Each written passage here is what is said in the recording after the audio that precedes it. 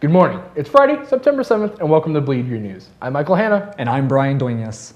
Jostens will be back on campus Tuesday the 11th during lunchtime to take any additional packets from seniors. Seniors, it's not too early to begin planning your senior ads. A quarter page is $65, half page for $85, and a full page for $100 if you get your orders in before December 31st. We will be having our first Skills USA meeting Tuesday, September 11th during lunch in room S16. We will be electing officers and announcing upcoming events. If you plan on attending the Skills USA State Leadership and Skills Conference, you will need to attend. Students, parents, and faculty throughout Nevada now have access to SafeVoice, an anonymous reporting system used to report threats to the safety or well-being of students. In partnership with the Nevada Department of Public Safety, the SafeVoice program provides students a safe place to submit tips concerning their own safety or that of others. Tips always stay anonymous. Let's watch this interview that Michael and I got a few days ago. I actually started my teaching career at Utah State University, and I taught up there for 3 years before we moved back here. I'm a Lovelock native, so I just moved back to get closer to home. And then for the last 12 years, I've also taught over at WNC. I started teaching because I learned that it's something that I do well, and I like it a lot. In addition to that, prior to that, I did a lot of different things. I was a Marine, I was working in a lot of construction, did electrical work, I was a landscaper, worked in grocery.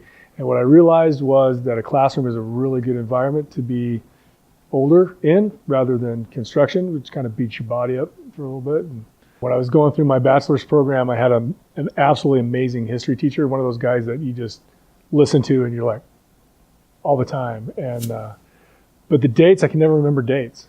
So I can remember all the really cool stuff, but I can't remember the dates. And you can't be a history major unless you know your dates. Torture, I think torture is probably the primary. No.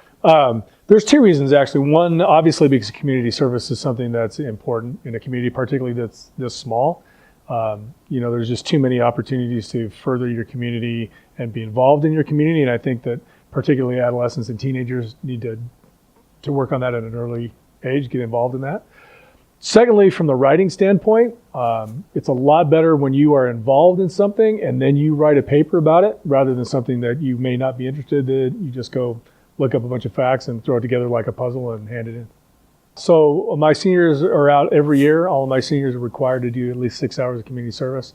They've gone everywhere from Fallon Daily Bread to serving out at the naval base in some places.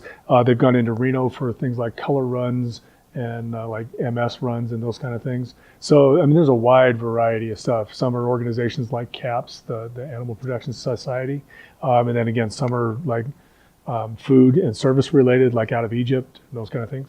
I've always been a reader, I've always been a writer, and so I fell into it really easy because I already had a good background in it. And in all honesty, literature, I get excited about teaching literature for the main reason that most students believe there's only one right answer because they've been told that by a teacher sometime, and it couldn't be farther from the truth. Every year, I read literature that I've read hundreds of times, and I have students provide different perspectives than I've ever seen before. And it's just really cool. Wow, what an amazing interview. Thanks, Mr. Nelson. The girls varsity soccer team will be hosting Incline Highlanders today at 3 o'clock. Be there or be rhombus. Our boys varsity football team will be in Truckee Saturday the 8th at 1:30 to play against the Truckee. Don't forget to show your support. That's all for today. Thank you for watching Bleed Green News. I'm Brian Duenas. And I'm Michael Hanna. Have a great day.